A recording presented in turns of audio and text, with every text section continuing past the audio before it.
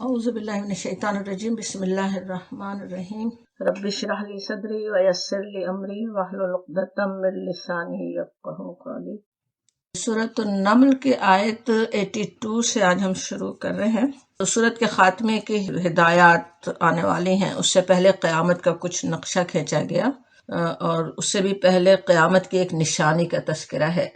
دیکھیے آیت 82 سورۃ النمل۔ وَإِذَا اور جب وقع القول، وقع جیسے پوری ہو جائے گی، واقع ہو جائے گی، القول بات، علیہم ان پر، اخرجنا ہم نکالیں گے ہم، لہم ان کے لیے، دابۃ من الارض ایک جانور زمین سے، تکلمہم کلام کرے گا ان سے، بات کرے گا ان سے، ان الناس یہ کہ لوگ، کانو تھے، بی آیاتنا ساتھ ہماری آیات کے، لا یوقنون نہیں یقین کرتے۔ بہت سے بندے اللہ کی آیات سننا ہی نہیں چاہتے، لیکن اللہ تعالیٰ کی طرف سے اللہ کے بندوں تک آیات پہنچانے کا انتظام ضرور ہوتا ہے کہ کیسے کیسے مشکل حالات میں اللہ کے بندوں نے، انبیاء کرام نے اللہ کے دین کو اس کے بندوں تک پہنچایا۔ رسولوں کے بعد ان کے پیروں کے ذریعے وہی انتظام کیا گیا۔ آج آپ کو اور مجھے بھی اس سرزمین میں پہنچنے کے مواقع اللہ تعالیٰ نے اسی لیے پیدا کیے، یہاں تک بھی دین کی بات پہنچ جائے، اللہ تعالیٰ کا پیغام پہنچ جائے۔ اسی لیے ہم دیکھتے ہیں پورے کرۂ زمین پر آج الحمدللہ مسجدیں موجود ہیں، اللہ کے نام لیوا موجود ہیں، لیکن ایک وقت ایسا بھی آئے گا جب زمین پر کوئی اللہ کا نام لینے والا موجود نہ ہو۔ اس وقت کے لیے کہا جا رہا ہے وَإِذَا وَقَعَ الْقَوْلُ عَلَيْهِمْ، اور جب ہماری بات پوری ہونے کا وقت آن پہنچے گا۔ کون سی بات پوری ہونے کا وقت آ جائے گا؟ قیامت کے زلزلے کا وقت۔ لیکن اللہ تعالیٰ کی وہ عظیم پکڑ لوگوں کو اللہ کی آیات سنائے اور دکھائے بغیر نہیں آ سکتی، اس لیے کہا گیا اخرجنا لہم ہم نکالیں گے ان کے لیے، دابۃ من الارض، دابۃ من الارض ایک جانور زمین سے، دابہ کہتے ہیں جاندار کو، جو ذی حیات جان رکھنے والا، اس کو جانور یہاں پہ سمجھا گیا، لیکن کوئی بھی جیسے جاندار اسپیشی ہو۔ اور اس کے بارے میں کہا جا رہا ہے کہ تکلمہم جو ان سے کلام کرے گا۔ دابہ سے عربی میں مؤنث ہے تو اس لیے تکلمہم آ رہا ہے، جس کے معنی ہوں گے بات کرے گی، لیکن جانور اردو میں کیونکہ مذکر ہے اس لیے ترجمہ ہم کر رہے ہیں کہ وہ بات کرے گا۔ اب وہ کیسا جاندار ہوگا، کس قسم کی مخلوق ہوگی، ایک جانور ہوگا یا کوئی اسپیشی ہوگی، ان سارے سوالات کا کوئی جواب نہیں دیا گیا۔ قرآن میں بس یہی ایک آیت ہے اس کے بارے میں جو ہم پڑھ رہے ہیں ابھی، سورۃ النمل کی آیت 82۔ احادیث میں بھی جو اس کا تذکرہ ہے، دیکھیں گے بھی کچھ احادیث، لیکن اس کی تفصیلات کے بارے میں جو احادیث ہیں وہ اکثر صحیح احادیث کے مجموعوں میں ہے نہیں، کوئی صحیح حدیث اس کے بارے میں ملتی نہیں ہے۔ اصل بات یہی ہمیں پتہ ہے کہ ہاں ایک جانور ظاہر ہوگا، ایک دابہ ظاہر ہوگا زمین سے، لیکن دابۃ الارض جو کہا جا رہا ہے اس کی ظاہر ہمیں تفصیلات میں جانے کی بھی ضرورت نہیں ہے، جیسے بھی ہم نے یاد کیا کہ بہت سی ہیں ضعیف حدیث، اس کے بارے میں کچھ تفصیلات ملتی ہیں، لیکن حدیثی وہ جس طرح کی ہیں اور جس طرح کے مجموعوں میں وہ آئی ہیں اس کی وجہ سے اس پہ بھروسہ کیا نہیں جا سکتا۔ ترمذی میں ایک حدیث ہے لیکن ضعیف، کہ بہت ہی زیادہ ضعیف ہے، اس کی تفصیلات میں ہی جانا بیکار ہے، صحیح بات نہیں ہے، آتھینٹک کوئی بات نہیں ہے، بس یہ بات ہمیں جو قرآن سے پتہ چل گئی وہی اس پر ہم ایمان رکھتے ہیں، قرآن میں اس کا ذکر ہے، اس پہ ضروری ایمان رکھنا ہی ہے۔ ایک ویسے انٹرسٹنگ بات یہ ہے کہ اہل کتاب کے پاس بھی اس کی روایات موجود ہیں، بلکہ دو کا تذکرہ ہے ان کے پاس، بیسٹ آف دی واٹر اور best of the land. Best of the land کہیں تو کس طرح بالکل دابۃ الارض ہی کا ترجمہ ہے، ایک طرح سے معلوم ہوتا ہے کہ پچھلی قوموں کو بھی قیامت کی نشانی بتائی گئی تھی، اسی وجہ سے ان کے پاس تذکرہ آتا ہے۔ ان الفاظ سے ویسے ہم دابۃ من الارض کے الفاظ سے ہم امیجن کر سکتے ہیں کہ وہ بس اچانک زمین سے نکل آئے گا، اگرچہ زمین پر بسنے والے سارے ہی جاندار اصل تو زمین سے ہی نکلے ہوئے ہیں، واللہ عالم کہ وہ کیسے ہوگا، کس طرح ظاہر ہو جائے گا۔ ایک قرآن سے جو یقینی بات پتہ چلتی ہے وہ یہ کہ وہ لوگوں سے کلام کرے گا، بات کرے گا، اور کیا بات کرے گا وہ بتائیں یہاں پہ جا رہی ہے کہ ان الناس کانوا بآیاتنا لا یوقنون، کہ لوگ ہماری آیات پر یقین نہیں رکھتے تھے۔ اللہ کی آیات ہی کی وہ بات کرے گا، اللہ کی آیات پر یقین نہ کرنے پر وہ تنبیہ کرے گا۔ مسلم کی ایک حدیث سے یہ ضرور ہمیں پتہ چلتا کہ نبی صلی اللہ علیہ وسلم نے ارشاد فرمایا کہ آفتاب مغرب سے طلوع ہوگا۔ قیامت کی ایک بڑی نشانیوں میں سے ایک ہے نا کہ سورج مغرب سے طلوع ہوگا، اور ایک روز دن دہاڑے یہ جانور نکل آئے گا۔ ان میں سے جو نشانی بھی پہلے ہو وہ بہرحال ایک دوسرے کے قریب ہی ظاہر ہوگی، اور یہ دونوں نشانیاں وہ ہیں جو قیامت کے بالکل قریب ظاہر ہوں گی۔ ہمیں پتہ ہے نا 10 بڑی نشانیوں کا تو حدیث میں آتا ہی ہے، تو اس کے علاوہ بھی کچھ نشانیوں کا تذکرہ اور احادیث میں ملتا ہے، تو وہ تو نشانیاں آہستہ آہستہ ظاہر ہو سکتی ہیں، لیکن جو بہت آخری نشانیاں ہیں ان میں یہ ہیں: آفتاب کا مغرب سے طلوع ہونا اور جانور کا زمین سے نکلنا۔ اور جانور کا زمین سے نکلنے سے ہی یہ بات بھی سمجھ میں آتی ہے کہ اس وقت کوئی مسلمان ہے نہیں زمین پر، اللہ کے دین کو پہنچانے والا، ہدایت دینے والا انسان باقی نہیں رہا۔ اللہ تعالیٰ ایک جانور سے وہ کام لے گا، وہ نکل کر لوگوں کو نصیحت کرے۔ تو آگے پھر ویسے اس کی تفصیلات آ رہی ہیں، اصل میں قیامت کی تفصیلات آ رہی ہے۔ قیامت سے پہلے کا تھا نا، اس کی نشانیوں میں سے ایک کا تذکرہ تھا۔ اب آگے تھوڑا سا تذکرہ قیامت کے ایک جھلک، ایک السٹریشن دکھائی جا رہی ہے۔ کہا گیا وَيَوْمَ، اور اس دن، نحشر، ہم جمع کریں گے۔ حشر کا لفظ ہم سمجھتے ہی ہیں نا، کسی جگہ جمع کرنا، تو سب جمع ہو رہے ہوں گے۔ وہ جو حشر کا دن جب سارے انسان دوبارہ زندہ کر کے کھڑے کیے جائیں گے، اس دن کیا ہو رہا ہوگا؟ من کل امتن، ہر امت میں سے، فوجن، ایک گروہ، ممن یکذب، ان میں سے جو تکذیب کرتے تھے، جو جھٹلاتے تھے، بھی آیاتنا، ہماری آیات کی، فہم یوزعون، پس ان کی جماعت بندی کی جائے گی، ان کو ترتیب دیا جائے گا۔ اب انسانوں کے گروہوں کے لیے عربی میں مختلف الفاظ ہیں، کئی الفاظ ہیں، جیسے اب اسی آیت میں 2 الفاظ جو آ رہے ہیں، امت اور فوجا، تو وہ دونوں ہی انسانوں کے گروہوں کے لیے ہے۔ ہر لفظ میں ظاہر ہے کچھ فرق ہوتا ہے نا۔ یہاں فوج کے معنی اصل میں ہوتے ہیں جو تیزی سے گزرنے والی جماعت یا دستہ۔ اردو میں فوج کا لفظ بھی عربی سے ہی آیا ہے۔ تو اب یہاں پہ کہا جا رہا ہے کہ ہر امت میں سے جو قومیں، امتیں اٹھ کر آ رہی ہوں گی، وہ کیا نقشہ ہوگا حشر کا، قیامت کے دن کا، کس طرح سے ایک زمانے کے لحاظ سے ایک امت اٹھ رہی ہو یا کس طرح۔ تو ان میں سے ایک جو فوجن، ایک جو گروہ ہے، ایک جو دستہ ہے، کون سا؟ جو اللہ کی آیات کو جھٹلانے والا تھا۔ یوم نحشر سے بات شروع ہوئی، ہم جمع کریں گے، کل امتن، ہر امت میں سے، فوجن، ایک گروہ، ایک دستہ، کہ وہ جو جھٹلاتے تھے ہماری آیات کو، فہم یوزعون کہا گیا، وہ ترتیب دیے جائیں گے۔ یوزعون کا لفظ پیچھے اسی صورت میں ہم سمجھ بھی چکے ہیں۔ حضرت سلیمان علیہ السلام کی مختلف فوجیں کس طرح ترتیب سے رکھی جائیں گی، کس طرح ان کو ڈسپلن میں رکھا گیا تھا، اس کے لیے وہاں پہ لفظ تھا۔ حشر میں ویسے تو سارے انسانوں کا حشر ہونا ہے، اللہ پر ایمان رکھنے والوں کا بھی اور نہ رکھنے والوں کا بھی، لیکن یہاں ان کے حشر کی بات آ رہی ہے جو اللہ کی آیات کو جھٹلانے والے تھے، انہیں الگ کیا جا رہا ہے۔ ان میں سے ہر فوج کو یوزعون، ان کو الگ، جیسے ترتیب ان کو دی، ان کے درجے کے لحاظ سے انہیں وہاں پہ رکھا جا رہا ہے۔ اب یہاں خود ہی ہم سمجھ سکتے ہیں کہ اہل ایمان عزت کے ساتھ اپنے اپنے مقامات پر پہنچا دیے گئے، اور اللہ کی آیات ہی کا جیسے سمجھ میں آتا ہے، یہاں پہ جس طرح آ رہا ہے کہ یکذب آیاتنا، ہماری آیات کو جھٹلاتے تھے وہ۔ انسانوں کی زندگی میں اللہ کی آیات کیسا اہم مقام رکھتی ہیں، انسانوں کی ذاتی زندگی میں، دنیا میں، آخرت میں، قوموں کے عروج و زوال کے لیے، اللہ کی نعمتوں کے حصول اور اس کے غضب کا شکار ہونے میں، قیامت کے دن کیا حشر ہونا ہے، وہاں کیا انجام ہونا ہے، سب کچھ اس پر منحصر ہے، ڈپینڈ ہے کہ ہر انسان نے یا انسانوں کے گروہوں نے اللہ کی آیات کے ساتھ کیا معاملہ کیا۔ وہ سب سے بڑی چیز ہے۔ اللہ کی آیات نازل ہوئی ہوئی ہوں، اللہ کی کتاب موجود ہے، اور اس کے ساتھ اللہ کے بندے کیا کرتے ہیں، اس پر ہی دنیا میں کیا کچھ ہونے والا ہے دنیا میں اللہ کے غضب کا انسان شکار ہوتا ہے یا اللہ کی نعمتوں کو حاصل کرتا ہے یا آخرت میں کیا اس کا انجام ہوتا ہے، وہ سب اس پر منحصر ہے۔ اس پر سچے دل سے ایمان لائے یا ایمان کے اقرار کے ساتھ آیات کا مذاق اڑایا یا اسے بالکل جھٹلا دیا، اسی لحاظ سے وہاں پہ انجام ہونا ہے۔ ہم یوزعون، بس وہ ترتیب دیے جائیں گے، سب کی درجہ بندی ہوگی۔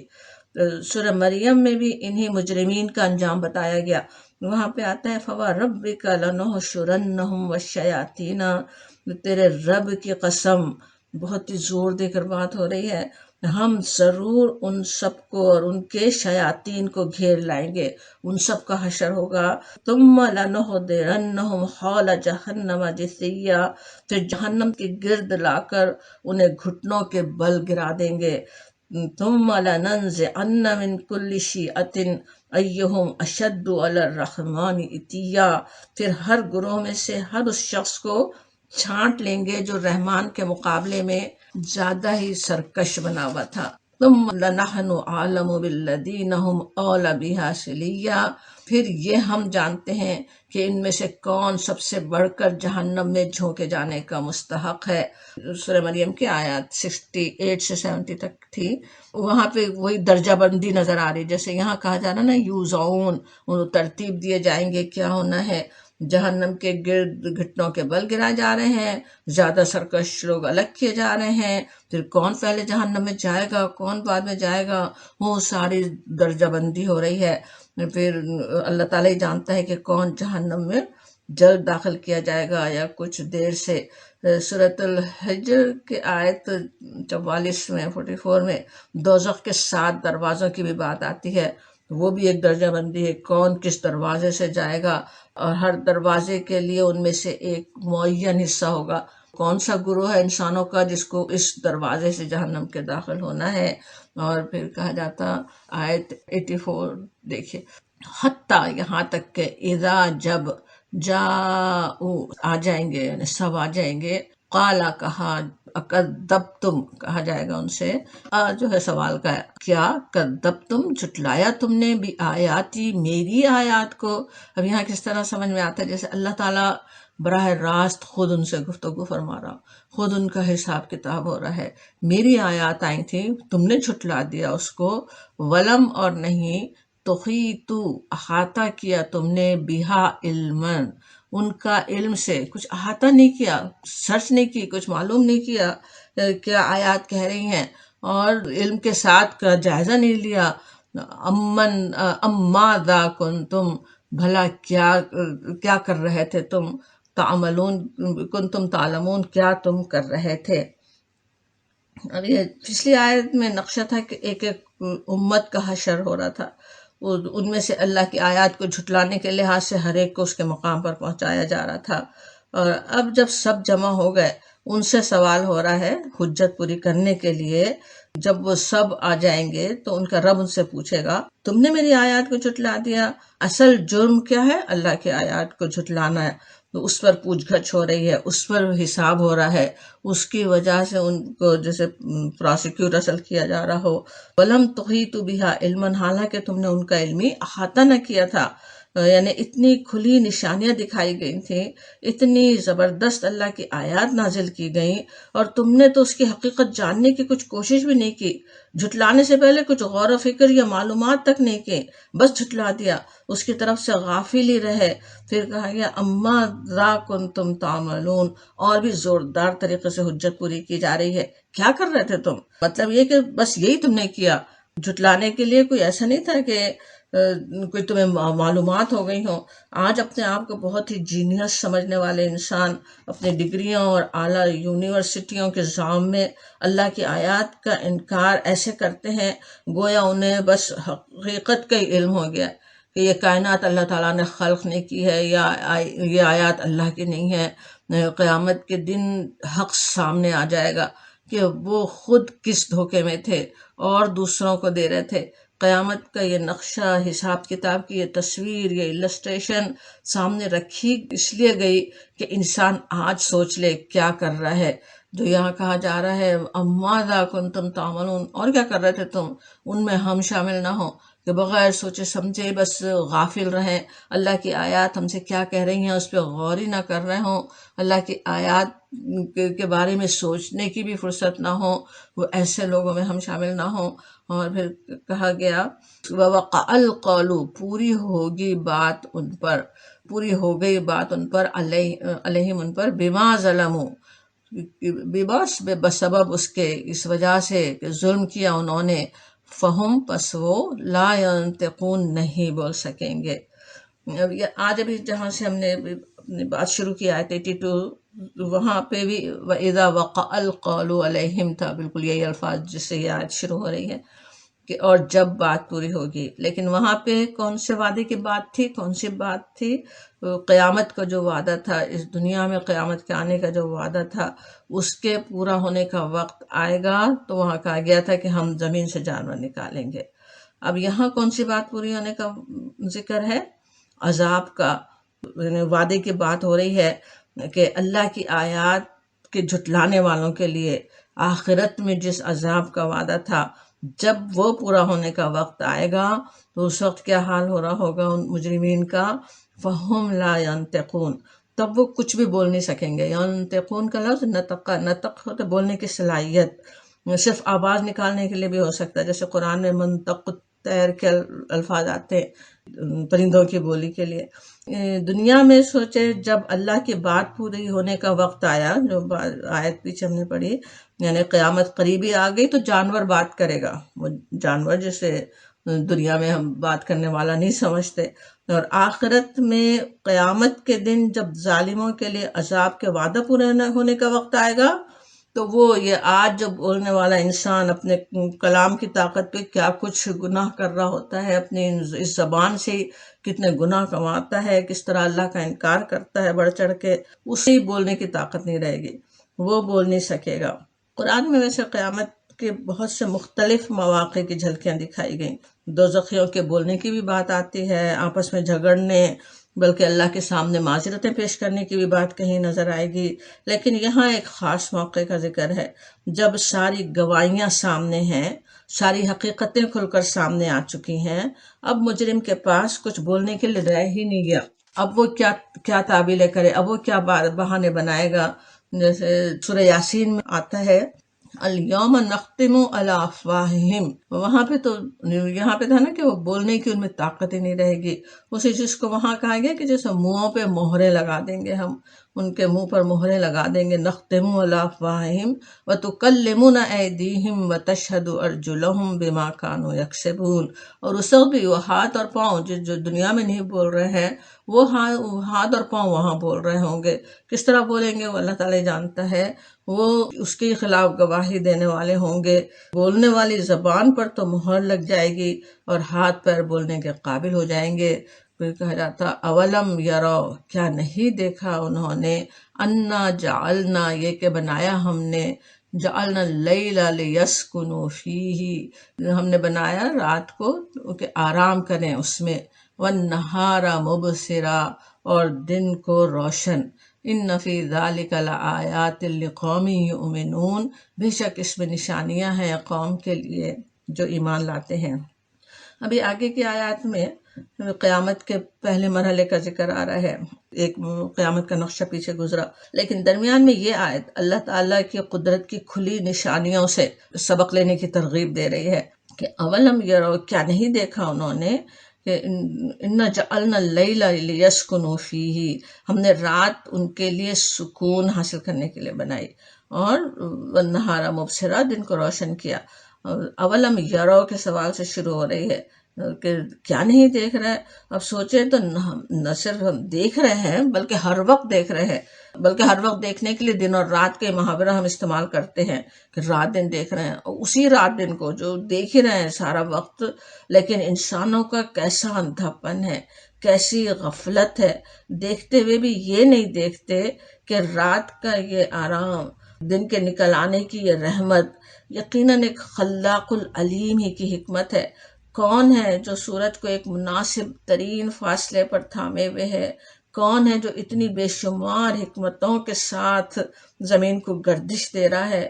بے حساب پھیلی ہوئی نشانیوں میں سے اگر انسان صرف اسی ایک نشانی کو جو ہر وقت اس کے سامنے ہے، جس سے ہر لمحے وہ فیض اٹھا رہا ہے، اسی پر غور کر لے تو اپنے رب کو پا لے۔ دن سوچیں کتنا ہم ہو سکتا ہے بہت اپنے آپ کو ہم تھکا چکے ہوں، اور کیسے اللہ تعالیٰ وہ رات عطا فرما دیتا ہے، کس طرح خود ہی پکڑ کے سلا دیتا ہے اللہ تعالیٰ، جیسے کہ کس طرح سے وہ تھکن دور ہو جائے، انسان دوبارہ اس روشن دن میں پھر زندہ و بیدار اٹھ جائے اپنے کاموں کے لیے۔ تو کیسے وہ اللہ کی رحمت اور کیا اس میں حکمتیں ہیں، اللہ تعالیٰ کو، اس رب کو وہ پا سکتا ہے اگر اس پر غور کرے، جس کی طرف اللہ کے رسول اور اللہ کی کتاب رہنمائی کر رہی ہے۔ رات کے سونے اور دن کے جاگنے میں قیامت کی بھی کیسی نشانی ہے۔ روزانہ گویا موت کے بعد دوبارہ زندہ ہونے کے چھوٹے سے تجربے سے انسان گزرتا ہے۔ اسی لیے نبی صلی اللہ علیہ وسلم نے دعا جو سکھائی صبح اٹھ کر پڑھنے کی، الحمدللہ الذی احیانا بعد ما اماتنا، اللہ کی تعریف ہے ساری، جس نے ہمیں زندہ کیا ہماری موت کے بعد۔ آدھی موت ہی ہوتی ہے نا نیند، اور وہی تجربے سے انسان گزرتا ہے، اور وہی اسی دعا میں حضور نے یہ بھی یاد دلایا وَإِلَيْهِ النُّشُورُ، اور اسی کی طرف ہم پلٹنے والے ہیں، اسی کی طرف ہمارا نشر ہونے والا ہے۔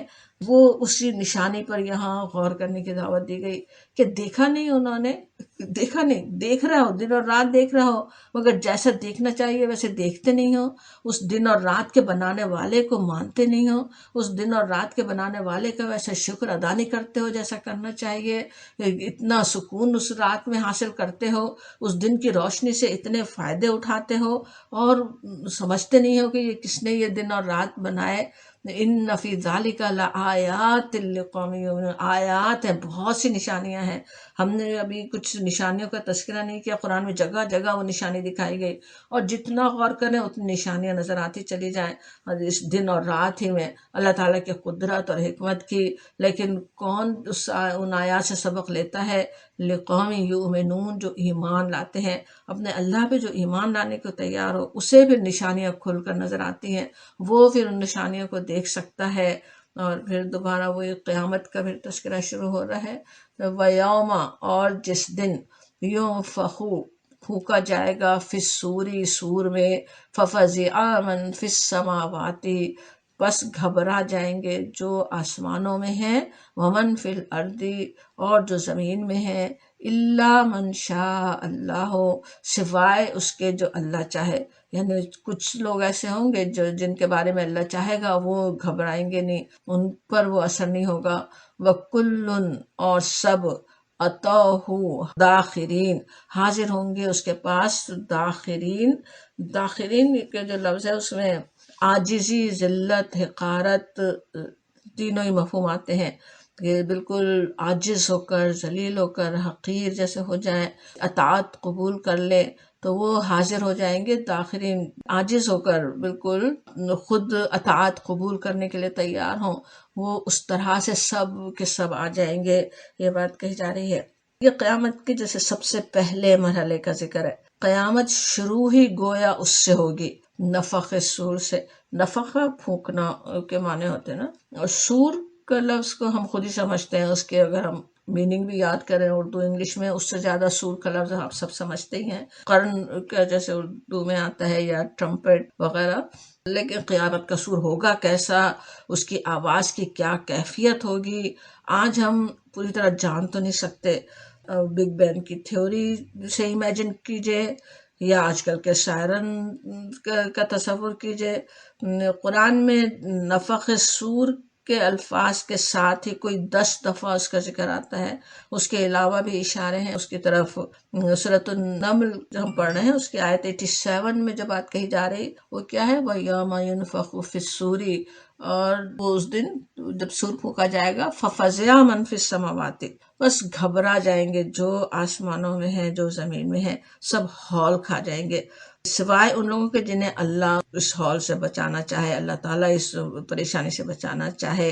اب یہاں جو الفاظ ہیں ان سے ایک تو یہ بات سمجھ میں آتی ہے کہ قیامت صرف زمین پر ہی نہیں ہوگی، آسمان و زمین کی بات آ رہی ہے، وہ سب گھبرا جائیں گے جو آسمانوں میں بھی ہیں اور جو زمین میں ہیں۔ اور پھر کہا گیا فَفَزِعَ مَن فِی السَّمَاوَاتِ، جس طرح ہے فزع کے معنی ہوتے جیسے وحشت کی وہ حالت جو کسی خوفناک امر کی وجہ سے انسان پر طاری ہو، تو گھبرا جانے کے لیے لفظ ہے، گھبرا دینے والا سور۔ اور سور کے ویسے جو مختلف قرآن میں تذکرے آتے ہیں یا حدیث میں، تو اس سے کسی نے یہ سمجھا کہ جیسے وہ سور 3 دفعہ پھونکا جائے گا، کہ نفخۃ الفزع گھبرا دینے والا سور، دوسرا سور نفخۃ الصاعق یعنی مار گرانے والا، جیسے سورہ زمر میں آتا ہے وَنُفِخَ فِي الصُّورِ فَصَعِقَ مَن فِي السَّمَاوَاتِ وَمَن فِي الْأَرْضِ إِلَّا مَن شَاءَ اللَّهُ، اور اس روز سور پھونکا جائے گا اور وہ سب مر کر گر جائیں گے جو آسمانوں اور زمین میں ہیں، وہاں پہ صاعقہ کا ہے گر جائیں گے۔ تو گر جانے میں یہ بھی ہے، جیسے مر جانے کا تصور بھی ہو سکتا یا گر جانے کے لیے بھی آتا، اور وہاں پہ بھی زمین و آسمان کی بات ہے، اور الا من شاء اللہ بھی ہے، جن کو اللہ تعالیٰ چاہے بچا لے گا جو آسمان و زمین میں۔ پھر وہاں پہ تیسرے سور کا بھی ذکر ہے، وہیں پہ سورہ زمر کی آیت ہم یاد کر رہے ہیں نا، ثم نفخ فیہ اخری فاذا هم قیام ینظرون، آیت 68۔ پھر ایک دوسرا سور پھونکا جائے گا اور یکایک سب کے سب اٹھ کر دیکھنے لگیں گے۔ تیسرا سور آخری سور کون سا ہے؟ جس سے دوبارہ سب انسان زندہ ہو جائیں، سب دیکھنے لگ جائیں۔ اب ان تینوں سوروں میں کتنا فرق ہوگا وہ اللہ رب العالمین ہی جانتا ہے۔ ظاہر ہے وہ ٹائم ہمارے تصور سے بھی ماورا چیز ہے، بالکل یعنی ہمارے امیجنیشن سے بیانڈ ہے، جس کو ہم ٹائم، جس کو جو وقت ہم ناپتے ہیں وہ تو یہ اس سولار سسٹم کے ساتھ چل رہا ہے نا، تو وہ جب قیامت آ جائے یا اس کے بیانڈ کیا ٹائم اللہ تعالیٰ کے پاس کیا ہے وہ تو اللہ تعالیٰ ہی جانتے ہیں۔ یہ بات بھی اللہ تعالیٰ ہی جانتا ہے کہ اس سے گھبرا دینے والا سور ہے، نفخۃ الفزع ہے، یا یہ وہی ہے جس سے قیامت شروع ہو جائے گی، جس کا تذکرہ قرآن میں کئی مقامات پر آتا۔ سورۃ الحاقہ میں جیسے آتا ہے فَإِذَا نُفِخَ فِي الصُّورِ نَفْخَةٌ وَاحِدَةٌ وَحُمِلَتِ الْأَرْضُ وَالْجِبَالُ فَدُكَّتَا دَكَّةً وَاحِدَةً، پس جب سور میں ایک پھونک مار دی جائے گی اور زمین اور پہاڑ اٹھا کر ایک ہی چوٹ میں توڑ دیے جائیں گے۔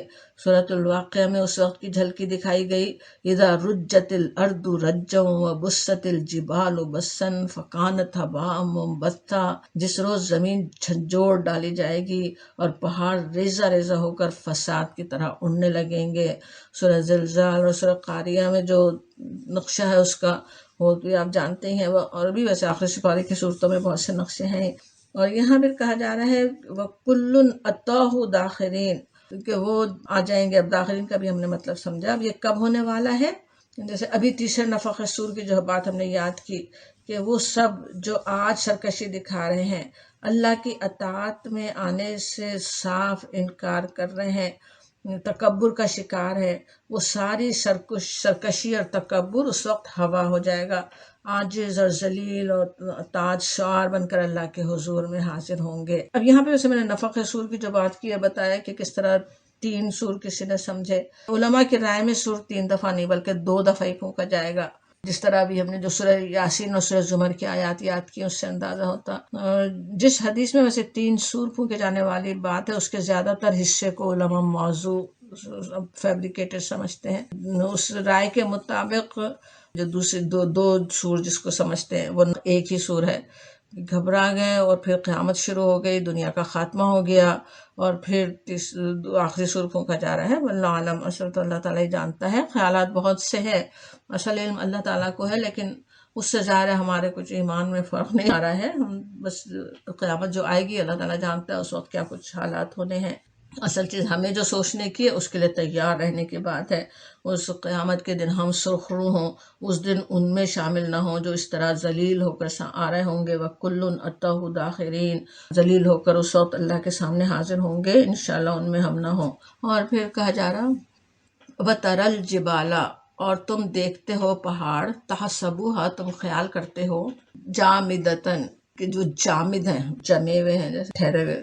اردو میں بھی ویسے جامد اور جمود کا لفظ ہم جانتے ہیں۔ وہیا، اور وہ، تمر مر السحاب، اور وہ اڑتے پھریں گے جیسے اڑتے ہیں بادل۔ مرہ چلنا، تمور السماء مورا، جس طرح آتا، یعنی وہ اس دن اڑتے پھر رہے ہوں گے، پہاڑ اس دن پھر رہے ہوں گے، اور مر السحاب جیسے اڑتے ہیں بادل۔ اب قیامت کے دن کے تذکرے پر کفار سوال بھی پہاڑوں کے بارے میں کرتے تھے، ایسے زبردست پہاڑ پھر کہاں جائیں گے، اسی لیے اس کا اکثر تذکرہ ہوتا ہے۔ ابھی ہم نے سورۃ الحاقہ اور سورۃ واقعہ کی بھی جو آیات یاد کی، ان میں بھی پہاڑوں کا تذکرہ تھا۔ اور سچ میں ذرا سوچیں، بڑے بڑے پہاڑی سلسلوں کے بارے میں، ہمالیہ جیسے کتنے زبردست پہاڑ جو جمے ہوئے ہیں، اور پھر میدان حشر کا جو نقشہ قرآن و حدیث میں آتا ہے، ایک پلیٹ کی طرح ایک صاف میدان جو بن جائے گا، تو وہ کفار جو قیامت کا مذاق اڑا رہے ہیں وہ سوال کرتے تھے کہ یہ کہاں جائیں گے۔ جواب دیا جاتا وہ تو بس اللہ تعالیٰ تو اڑا دے گا، آج بڑے جامد نظر آ رہے ہیں لیکن بادلوں کی طرح وہ اڑتے پھر رہے ہوں گے۔ تمر مر السحاب، بادل کس طرح اڑتے ہیں، کس تیزی سے کہاں پہنچ جاتے ہیں، اور دیکھنے سے اکثر اندازہ بھی نہیں ہوتا کہ وہ اڑ رہے ہیں۔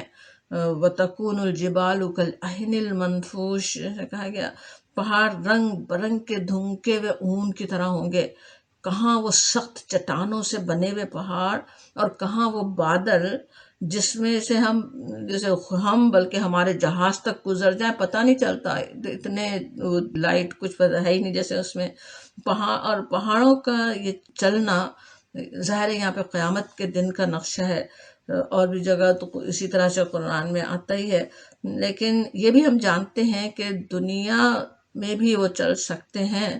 زمین کا نقشہ تو بدلتا ہی رہتا ہے، اگرچہ اس میں لاکھوں کروڑوں سال لگ جائیں، لیکن زمین کے اوپر کی پلیٹ بھی حرکت کرتی رہتی ہے۔ اور پھر کہا گیا کہ صنع اللہ الذی، کاریگری اللہ کی جس نے اتقن کل شیء، مضبوط بنایا ہر شے کو۔ صنع ہوتا ہے جیسے بنانا، فنی مہارت کے ساتھ کسی کام کو انجام دینا۔ اردو میں بھی ہم صنعت اور مصنوعات کا لفظ جانتے ہی ہیں، لیکن یہ کس کی صنعت ہے، کس نے بنایا؟ پہاڑوں پہ نظر ڈالیں تو سچ مچ اللہ کی صنعت نظر آئے۔ اور پھر اس کو الذی، جس نے اتقنا بھی آتا، اتقنا کا جو لفظ ہے وہ بھی کسی چیز کو درست کرنا، مضبوط کرنا، مہارت کے ساتھ مضبوط بنانا۔ جس طرح کے دونوں الفاظ آ رہے ہیں وہ سچ مچ ہم خود پہاڑوں کو دیکھیں تو سوچ سکتے ہیں اللہ کی وہی قدرت، وہی کاریگری نظر آتی ہے کہ کیسے وہ زبردست پہاڑ اللہ تعالیٰ نے بنائے، اور جس نے ہر چیز کو ہی بنایا وہی ہے بنانے والا۔ انہو، بے شک وہ، خبیرم بما تفعلون، وہ خبر رکھتا ہے اس کے ساتھ جو تم کرتے ہو۔ کس طرح ہر چیز کے ساتھ یہ بھی یاد دلایا جاتا ہے نا، یہ پوری دنیا کا وہ جاننے والا ہے، کون سے پہاڑوں کو کہاں پہ ٹھہرنا تھا، کہاں ان کی پوزیشن ہونی تھی، کس طرح سے انسانوں کو فائدے ہونے تھے، کون سے پہاڑ سے کہاں اگر وہ موجود ہوں گے تو وہاں بارشیں ہوں گی، کہاں انسانوں کو راستے ملیں گے ادھر سے ادھر جانے کے، کیا کیا اس کے اندر حکمتیں ہیں، کیا کیا خزانے اس میں موجود ہیں، وہ سب بنانے والا، وہ اتنی مضبوطی کے ساتھ، اتنی کاریگری کے ساتھ بنانے والا، وہ تم سے بھی بے خبر نہیں ہے۔ تم کیا کرتے ہو، یہ چھوٹی سی مخلوق جو پہاڑ کے سامنے ہی سوچیں تو کیا اس کی حیثیت ہے، وہ کیا کر رہی ہے، اللہ تعالیٰ اس سے ناواقف نہیں ہو سکتا، وہ سب کچھ جاننے والا ہے۔ خبیرم بما تفعلون، تم جو کرتے ہو اللہ تعالیٰ جانتا ہے۔ تم کہنے میں اور بھی تنبیہ نظر آتی ہے، اللہ تعالیٰ مجھ سے کہہ رہا ہو، خبیر ہے اللہ تعالیٰ، بہت خبر رکھنے والا ہے، اور جو کچھ بھی تم کرتے ہو کتنی تفصیل سے وہ خبر رکھتا ہے۔ خبیر ہونا دنیا والوں کا، انسانوں کا خبر رکھنے سے اور ہی کوئی ماورا چیز ہے اللہ تعالیٰ کا خبر رکھنا، تو سبھی کچھ وہ جانتا ہے جو انسان کرتا ہے۔ اور پھر کہا جاتا من جاء بالحسنتی، جو شخص آئے گا بالحسنہ، نیکی کے ساتھ، فلہ خیر منہا، بس ہے اس کے لیے بہتر، اس سے بہتر، خا کا اشارہ حسنہ کی طرف ہے، جو حسنہ وہ کر کے آیا ہے اس سے بہتر اس کے لیے ہے۔ وہم، اور وہ، من فزع یومئذ آمنون، اور وہ گھبراہٹ سے اس دن محفوظ ہوں گے۔ اب یہاں بھی جو الفاظ ہیں من جاء بالحسنہ، وہ جو حسنہ لے کر آئے، جو نیکیاں لے کر آئے، کہنے میں بڑی یاد دہانی ہمارے لیے بھی ہے۔ حسنہ تو بہت سے لوگ کر سکتے ہیں، اس وقت کے مشرکین مکہ بھی جانتے تھے کہ کون سے کام حسنہ ہیں، ان کی قدر بھی کرتے تھے، حاتم طائی جیسے لوگ بھی ان میں تھے، کعبے کی خدمت ہی کتنا بڑا نیکی کا کام تھا جو وہ کر رہے تھے، حاجیوں کی میزبانی اور کیا کچھ۔ اسی طرح آج بھی کتنے سیکولر ہوں گے یا بالکل اپنے دین کو بھولے ہوئے بھی ہو سکتے ہیں، لیکن انسانیت کے لیے بہت سے بھلائی کے کام کر سکتے ہیں۔ لیکن جس نے ساری نیکیاں آخرت کی نیت سے کی ہی نہیں، صرف سوچے ٹیکس بریک کے لیے کتنی بڑی بڑی چیریٹیز دے رہے ہوں، صرف وہی مقصود تھا، یا صرف نیک کہلانا ہی مقصد اصل تھا، یا کوئی اور دنیاوی مقصد، تو نیکی ساتھ تو نہیں جا سکتی۔ نیکی ساتھ نہیں جانے کی اور بھی کئی وجوہات ہو سکتے ہیں، نیکی کر کے ہی برباد کر دے انسان، یا اپنے تئیں تو سمجھے نیکی کا راستہ اختیار کیا جو چلتا چلا آ رہا تھا، جاننے کی کوشش بھی نہیں کی کہ وہ صحیح ہے یا نہیں ہے، یا پھر سب سے بڑا خسارہ، ڈیزاسٹر تو یہ کہ نیکیاں بھی کرتے رہے لیکن اپنے ایسے بڑے گناہوں میں مبتلا رہے، یا نیکیوں کے تکبر ہی کا شکار ہو گئے، یا کسی کے ساتھ ظلم و زیادتی روا رکھی، تو آخرت میں نیکیاں اسے ہی دینے پڑ جائیں گی، ساری نیکیاں ہاتھ سے تو نکل جائیں گی۔ ایسی ساری صورتوں سے اللہ تعالیٰ اپنی پناہ میں رکھے، نیکیوں کی توفیق بھی اللہ تعالیٰ عطا فرمائے، اور ان کی حفاظت کی توفیق بھی، اتنی بہتریت سے نیکیاں انشاءاللہ ہم کر سکیں جو وہاں اعمال نامے میں بھاری ہو جائے، ہمارے ساتھ جا بھی سکیں، اسی دنیا میں بس اس کا صلہ ہمیں دیکھ نہ دیا جائے، بس مل گیا جو بھلائی کی تھی اس کے کچھ فائدے دنیا میں اٹھا لیا، ختم، ایسا نہ ہو، بلکہ وہ من جاء بالحسنۃ، جو نیکیاں لے کر آئے گا، فلہ خیر منہا، اس کے لیے اس سے بہتر ہے، جتنی نیکی کی تھی اس سے بہتر اللہ تعالیٰ عطا فرمانے والا ہے۔ 10 گنا سے لے کر 700 گنا کی بات تو قرآن میں ہی آتی ہے، بلکہ بے حساب اجر کی بھی۔ اللہ کی رحمت تو ہمارے اندازوں سے بہت زیادہ وسیع ہے، اللہ تعالیٰ اپنی رحمت سے اپنے بندوں سے معاملہ کرنے والا ہے، بس یہ ہے کہ اسی بھروسے پر کہ اس کی تو رحمت بہت وسیع ہے، انسان سرکش نہ ہو جائے۔ اور پھر دوسری بشارت ان کے لیے، کس کے لیے ہے؟ وہ جو نیکیاں لے کر آئے، کہ وَهُم مِّن فَزَعٍ يَوْمَئِذٍ آمِنُونَ۔ فضا کے معنی نفقت الفضا میں کے ضمن میں ہم نے سمجھے گھبراہٹ کے معنی۔ یومئذ کون سا دن؟ قیامت کا دن، تو قیامت کے دن کی گھبراہٹ اور پریشانی سے وہ آمنون، وہ امن میں ہوں گے، محفوظ رہیں گے۔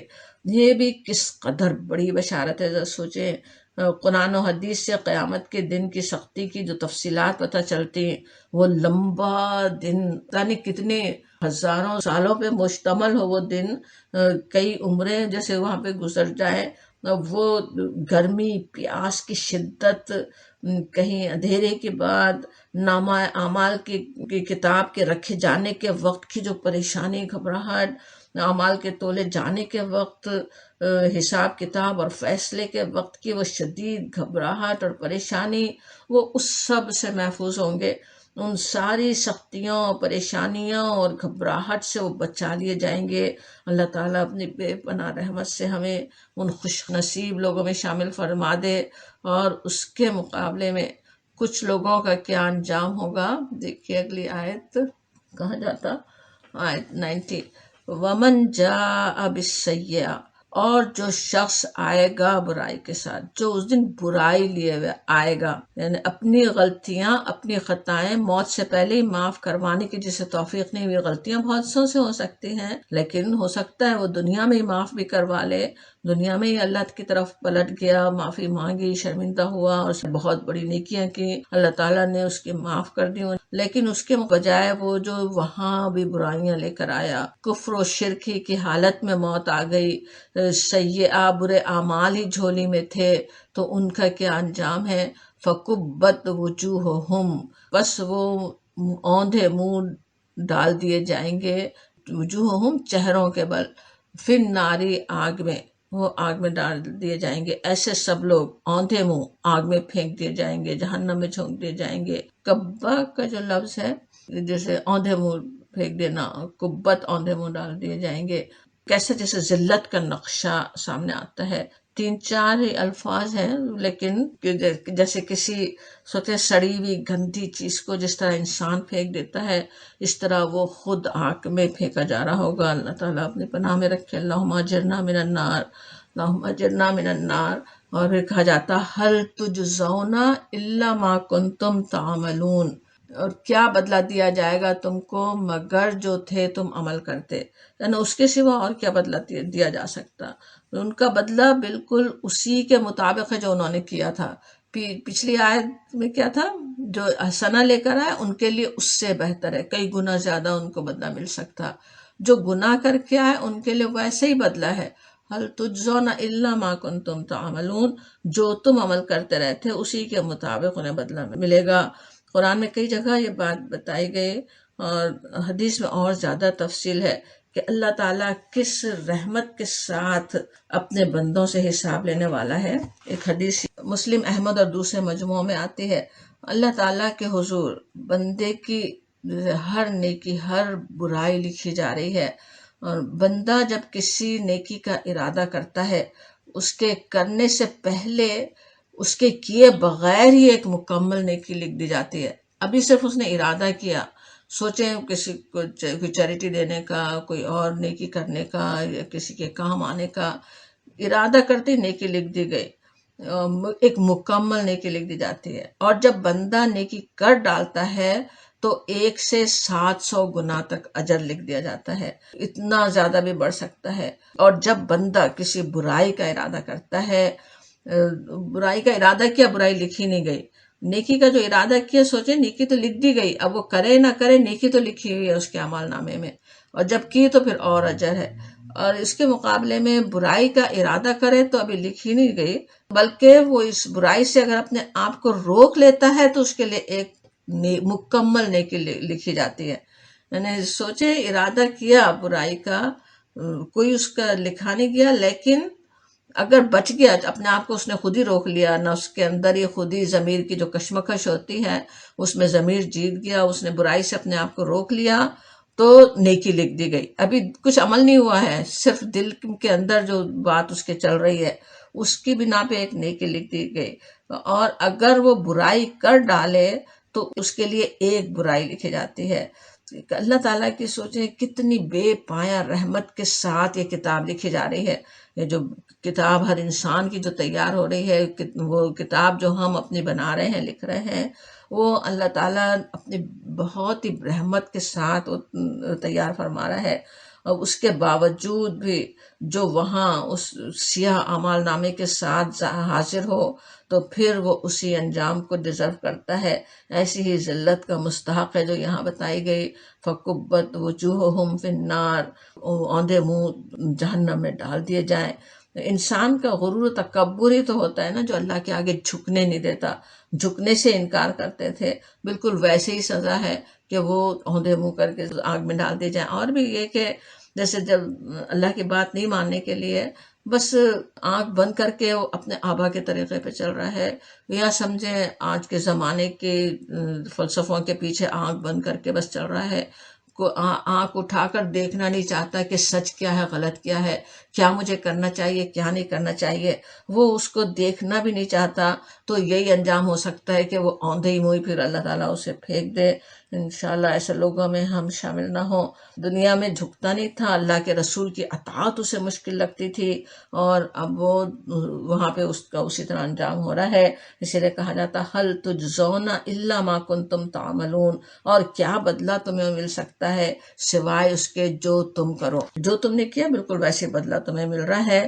اب اگلی آیت 91 دیکھیں. سو اس سورہ کے خاتمے پر آخری 3 آیات میں نبی صلی اللہ علیہ وسلم کی زبان سے صاف صاف پیغام پہنچایا جا رہا ہے، بالکل 2 ٹوک بات، خصوصاً قریش کو اور عمومی طور پر سارے انسانوں کے لیے. کہا گیا انما امرتو، انما کہیں تو کیا ہوتا ہے، سوائے اس کے نہیں، بس بات یہی ہے. امرتو، مجھے حکم دیا گیا، ان اعبد رب هذه البلدۃ الذی حرمھا، کہ میں عبادت کروں رب کی اس شہر کے جسے اس نے حرام کیا، محترم بنایا. وَلَهُ كُلُّ شَيْءٍ، اور اسی کے لیے ہے ہر شے. وَأُمِرْتُ أَنْ أَكُونَ مِنَ الْمُسْلِمِينَ، اور مجھے حکم دیا گیا کہ فرما برداروں میں سے ہو جاؤں، فرما بردار ہوں. یہاں سے آیت جس طرح شروع ہو رہی ہے، نبی صلی اللہ علیہ وسلم سے کہا نہیں جا رہا ہے کہ آپ یہ کہہ دیں، لیکن بس نبی صلی اللہ علیہ وسلم کی زبان سے کہلوا دیا جا رہا ہے. وہ بات خود بخود ہی سمجھ میں آ جاتی ہے، انڈرسٹوڈ ہے کہ نبی صلی اللہ علیہ وسلم سے یہ بات کہی گئی کہ آپ فرما دیں، آپ یہ اعلان کر دیں، آپ یہ بتا دیں. اس کی وجہ سے الفاظ میں زیادہ زور بھی پیدا ہو جاتا، جیسے نبی صلی اللہ علیہ وسلم خود فرما رہے ہیں کہ بات بس یہ ہے، سوائے اس کے کچھ نہیں کہ میں اللہ کی بندگی کروں، مجھے بھی یہی حکم دیا گیا. میں تمہیں جس بندگی کی طرف بلانا ہوں، مجھے بھی وہی حکم دیا گیا ہے کہ میں اس کی بندگی کروں. ہادہ البلدۃ التی حرمہا، کہ اس شہر کی جس کو اس نے حرام کیا. اس میں دیکھیں یہ جو چھوٹا سا جملہ، یہ جو آیت ہے، اس میں نبی صلی اللہ علیہ وسلم کی دعوت کا تعارف اور اس کے لیے بہترین دلیل کس طرح سمو دی گئی. پہلی بات یہ کہ جس بات کی دعوت میں تمہیں دے رہا ہوں، ایک اللہ کی بندگی کی طرف جو تمہیں بلا رہا ہوں، وہی حکم مجھے بھی دیا گیا ہے. پھر اللہ کی بندگی کہنے کے بجائے اس شہر کے رب کی بندگی کہنے میں کن کن حقیقتوں کی طرف اشارے، حوالے اور دلیلیں ہیں. یہ شہر کیسے آباد ہوا تھا، ساری تاریخ ذہن میں آ جائے نا اس آیت کو سنتے ہی. یہ ابراہیم علیہ السلام جیسے بت شکن نے اپنی اولاد کو یہاں کس لیے بسایا تھا، ابراہیم اور اسماعیل علیہ السلام نے یہ گھر کس کی بندگی کرنے کے لیے تعمیر کیا تھا. کیا نبی صلی اللہ علیہ وسلم اسی رب کی بندگی کی طرف نہیں بلا رہے؟ قریش کا سارا شرف اور عزت، پورے عرب میں اتنا اونچا مقام صرف اسی بیت اللہ کی بنا پر تھا. پھر یاد دہانی کہ ہر رمحہ جس نے اسے حرم بنایا، اس گھر کا حرم بنایا جانا اللہ تعالیٰ کا کتنا بڑا احسان عظیم تھا.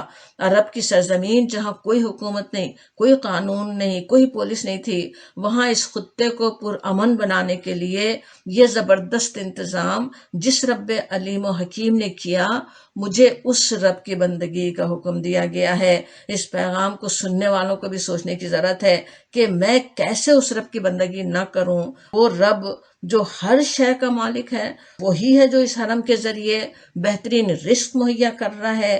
اس حرم کی رکھوالی کرنے والوں کے لیے سردی اور گرمی کے تجارتی سفر آسان کر دیے، جیسے سورۃ قریش میں بتایا گیا، یاد دلایا گیا. کون ہے اس خشک بنجر سرزمین میں آب زمزم جیسی نعمت عطا فرما رہا ہے؟ وَأُمِرْتُ أَنْ أَكُونَ مِنَ الْمُسْلِمِينَ، اور مجھے حکم دیا گیا کہ میں مسلم بن کر رہوں. تمہیں حکم دیا گیا نہیں کہا فرمایا، بلکہ کیا کہ مجھے حکم دیا گیا تم مسلم بن کر رہو. نہیں، جب یہ آیت ہم پڑھ رہے ہوں تو سوچنے کی بات ہے، مجھ پر بھی میرے رب کا یہی حق ہے. وہ جو ہر شے کا مالک ہے، وہ جو مجھے اپنے پاس سے رزق عطا فرما رہا ہے، مجھے ٹھنڈا میٹھا پانی عطا فرما رہا ہے، جس نے اتنے فسادوں سے، اتنی فساد سے بھری ہوئی اس دنیا میں مجھے امن سے رکھا. کیا میں اس کی مسلم نہ بن جاؤں؟ کیا میں اس کی اطاعت کے لیے جھک نہ جاؤں؟ آگے بھی نبی صلی اللہ علیہ وسلم کی زبان ہی سے کہلوایا گیا کہ وَأَنْ أَتْلُوَ الْقُرْآنَ، اور یہ کہ میں قرآن پڑھوں، میں قرآن پڑھا کروں، تلاوت کروں. یہ کہ تلاوت کروں قرآن کی. تلاوت کا مفہوم اپنی اس کلاس میں ہم سمجھتے رہے ہیں، ابھی اتنا جانے کا ٹائم نہیں ہے اس کی گہرائی میں. اس کے صرف پڑھنا، اور لیکن یہاں پہ خاص طور پہ جو بات سمجھنے کی وہ یہ کہ صرف پڑھنا، تلاوت کرنا ہی نہیں، بلکہ پڑھ کر سنانا اصل مقصود ہے. اکثر ترجموں میں اس لیے آپ وہی دیکھیں گے کہ مجھے حکم دیا گیا کہ میں قرآن پڑھ کر سناؤں. تو سورہ بقرہ میں حضرت ابراہیم اور اسماعیل علیہ السلام کہ کعبے کی دیواریں اٹھاتے وقت کی دعا آتی ہے، جو اپنی ذریت کے لیے، اپنی اولاد کے لیے فرما رہے تھے کہ ربنا وابعث فیہم رسولا منہم یتلو علیہم آیاتک ویعلمہم الکتاب والحکمت ویزکیہم. ہمارے رب ان لوگوں میں، یعنی اپنی ذریت کے لیے جو انہوں نے دعا کی تھی اس سے پچھلی آیت میں، خود انہی میں سے انہی کی قوم سے ایک رسول مبعوث فرما جو انہیں تیری آیات سنائے. یتلو علیہم آیاتک، اور ان کو کتاب اور حکمت کی تعلیم دے، ان کا تزکیہ کرے، ان کی زندگیاں سنوارے. پھر آگے چل کر سورہ بقرہ میں بھی اور دوسری صورتوں میں بھی نبی صلی اللہ علیہ وسلم کے ذریعے اللہ تعالیٰ نے اپنے بندوں پر جو احسان کیا، اس کا تذکرہ بھی بالکل انہی الفاظ میں آتا ہے. کما ارسلنا فیکم رسولا منکم یتلو علیکم آیاتنا ویزکیکم ویعلمکم الکتاب والحکمت. گویا ابراہیم اور اسماعیل علیہ السلام کی دعا حرف بحرف پوری ہوئی. جس طرح انہوں نے دعا کی تھی رسول ان میں ہو جو انہیں آیات پڑھ کر سنائے، انہیں تعلیم دے، ان کا تزکیہ کرے. نبی صلی اللہ علیہ وسلم بالکل وہی کام کر رہے تھے، اسی کے لیے اللہ تعالیٰ نے آپ کو مبعوث فرمایا. اور وہی بات یہاں پہ سورۃ النمل کی جو آیت 92 پڑھ رہے ہیں اس میں بھی نبی صلی اللہ علیہ وسلم کی زبان سے کہلوایا جا رہا ہے کہ مجھے اسی کا حکم دیا گیا وان اتلو القرآن، اور یہ کہ میں قرآن پڑھ کر سناؤں.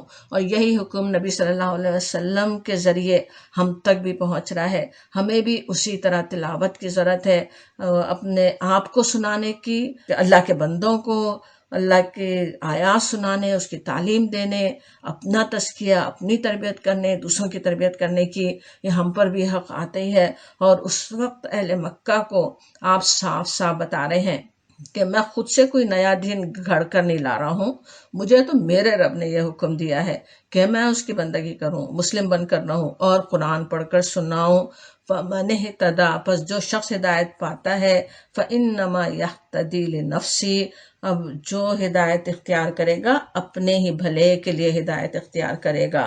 لِنَفْسِهِ، اپنے ہی نفس کے لیے، اپنے ہی آپ کے لیے. وَمَن ضَلَّ، اور جو گمراہ ہو، فقل، پس آپ کہہ دیں، انما انا من المنذرین، میں تو بس خبردار کرنے والوں میں سے ہوں. اگر وہ کوئی ہدایت اختیار کر لیتا ہے، بات مان لیتا ہے، یعنی وہ خود اپنے ہی نفس کے لیے فائدہ مند ہے. دنیا کی بھی وہ حسنہ حاصل کر لے گا، آخرت کی بھی حسنہ حاصل کر لے گا. اسی نفس کی خاطر ہی انسان اللہ سے دور بھاگ رہا ہوتا ہے، دین سے دور بھاگتا ہے. حالانکہ وہی نفس ہدایت پالے، اسی نفس کا یعنی دنیا اور آخرت کے سارے فوائد وہ سمیٹ سکتا ہے، اس کے اپنے ہی نفس کے فائدے اس میں ہیں. اور جو گمراہی اختیار کرے اس سے تو جیسے بس نبی صلی اللہ علیہ وسلم کا تو کیا کام ہے، انما انا من المنذرین، میں تو منذرین میں سے ہوں، میرا کام تو انذار کر دینا ہے. میرا کام ہو گیا، میں نے انذار کر دیا، میں نے خبردار کر دیا. اب جیسے کہا جا رہا ہو تم جانو، تمہارا کام جانے، جیسے کہا جا رہا ہو. وَقُلِ الْحَمْدُ، اور کہہ دو، قُلِ الْحَمْدُ لِلَّهِ، اور کہہ دو شکر ہے اللہ کے لیے، تعریف ہے اللہ کے لیے. الحمدللہ کا یہ مختصر کلمہ اللہ کی کیسے زبردست اور مکمل تعریف کرنے والا ہے، اس پر ہم پہلے بھی بات کرتے تو رہے ہیں. یہاں پر نبی صلی اللہ علیہ وسلم کو حکم دیا گیا کہ آپ تو بس یہ کہہ دیں الحمدللہ. وہ مانتے ہیں یا نہیں مانتے؟ ہم تو اللہ ہی کی ہے، تعریف تو اسی کی ہے. سارے کے سارے انسان دنیا کے سب سے زیادہ سرکش انسان کی طرح کٹے کافر بھی ہو جائیں تب بھی خدائے بزرگ و برتر کی خدائی میں کوئی ذرہ بر بھی فرق نہیں پڑتا، وہ اسی طرح اللہ کی تعریف رہے گی. الحمدللہ، آپ تو کہہ دیں الحمدللہ. سیوریکم آیاتہ، ان قریب وہ تمہیں اپنی نشانیاں دکھائے گا. فتعارفونہم، فتعارفونہا، پس تم پہچانو گے ان کو، ان آیات کو تم پہچان لو گے. وما ربک بغافل عما تعملون، اور تیرا رب بے خبر نہیں ہے ان اعمال سے جو تم کرتے ہو. اب ان آیات میں کی جانے والی پیشن گوئی جلدی سامنے آ گئی. نبی صلی اللہ علیہ وسلم کی سچائی کی نشانیاں کھلتی چلی گئیں. پوری سیرت کو یاد کریں، غزوہ بدر ہو کہ احزاب یا صلح حدیبیہ، ان نشانیوں کے آگے لوگ جھکتے بھی چلے گئے، پہچانتے بھی چلے گئے. فتح مکہ کے وقت تو سب نے کھلی آنکھوں سے دیکھ لیا. حجۃ الوداع کا وقت یاد کریں، پورے کرۂ عرب سے شرک کا خاتمہ ہو گیا، جاہلیت کی جگہ اسلام غالب آ گیا، سب نے اسے پہچان بھی لیا، آیات دیکھ لیں. اور اس کے بعد پھر یہ آخری جملہ، آخری بات جو کہی جا رہی ہے اس صورت میں، وما ربک بغافل عما تعملون. قرآن میں بے حساب دفعہ یہ بات آتی ہے، ابھی پچھلے آیات میں بھی اسی طرح کی اسی مفہوم کی بات ہم دیکھ رہے تھے. تم جو کچھ کرتے ہو تمہارا رب اس سے غافل نہیں ہے. اس جملے میں جس قدر تنبیہ اور یاد دہانی ہے اسی قدر تسلی بھی ہے. میرے ایک ایک عمل سے بھی وہ غافل نہیں ہے، سب کچھ وہ جانتا ہے.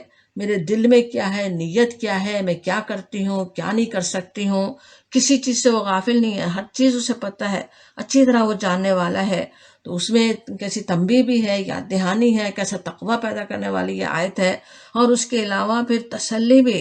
کوئی ہمارے ساتھ زیادتی ہو رہی ہو وہ بھی اللہ تعالیٰ جانتا ہے، دنیا میں کون فساد پھیلا رہا ہے، کون کیا کر رہا ہے، وہ سب بھی اچھی طرح سے وہ جاننے والا ہے، کسی سے بھی وہ غافل نہیں ہے، کیا کچھ کون کر رہا ہے، سب کچھ وہ جاننے والا ہے۔ یہ آیات سے وہ ایمان ہم انشاءاللہ حاصل کریں جو ہمیں برائیوں سے بھی بچا دے، اسی سے پھر اللہ پر توکل بھی کتنا بڑھتا ہے نا، کہ وہ جانتا ہے، وہ سب کچھ کرنے والا ہے، وہ حالات کو درست کرنے کی پوری قدرت رکھتا ہے، کر سکتا ہے انشاءاللہ تعالی۔ پوری صورت ہی انشاءاللہ ہمارے ایمان کو بڑھانے کا باعث بنی ہو، اور قرآن کی ہر آیت کی طرح۔ اور انشاءاللہ پھر اگلے ہفتے ہم سورۃ القصص شروع کرتے ہیں۔ موسیٰ علیہ السلام کا واقعہ جو ہم پڑھتے چلے آ رہے ہیں، اس کے مختلف جھلکیاں دیکھیں، اب اس کی خاصی تفصیل اس میں آئے گی، تو انشاءاللہ تعالی۔ وآخر دعوانا الحمدللہ رب العالمین۔